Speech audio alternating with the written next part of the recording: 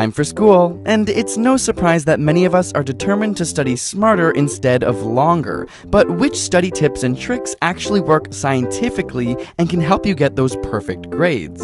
First up, research shows that study sessions are most effective in small, short chunks. Instead of cramming in a 10-hour study session, it's much more effective to spread it out into 20, 30-minute sessions over a few weeks.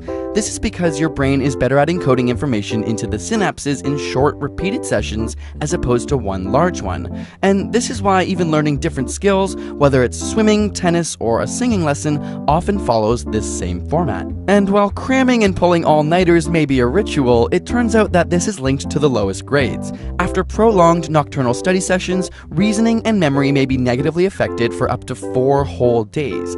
Instead, setting up specific times in a day or during the week just to study primes your brain by creating a routine, and over time, studying accurate as your brain is trained to learn in those moments. And while many of us spend hours passively rereading our notes or highlighting a textbook, studies have shown this to be ineffective. It doesn't improve your understanding of topics, nor does it link key concepts together.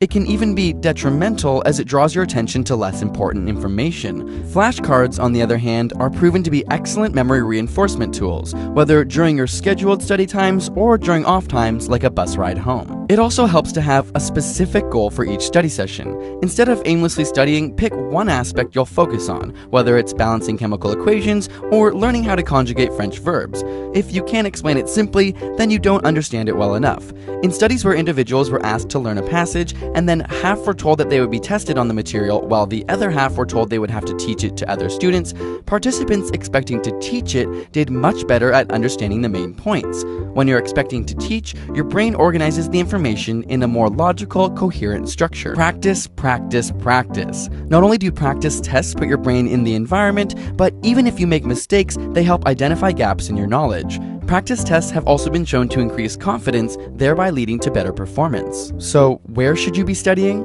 Research shows that having a designated sacred spot for study that's well equipped with every tool you might need is best. Just like setting times, this primes your brain for studying. Have an awesome study playlist?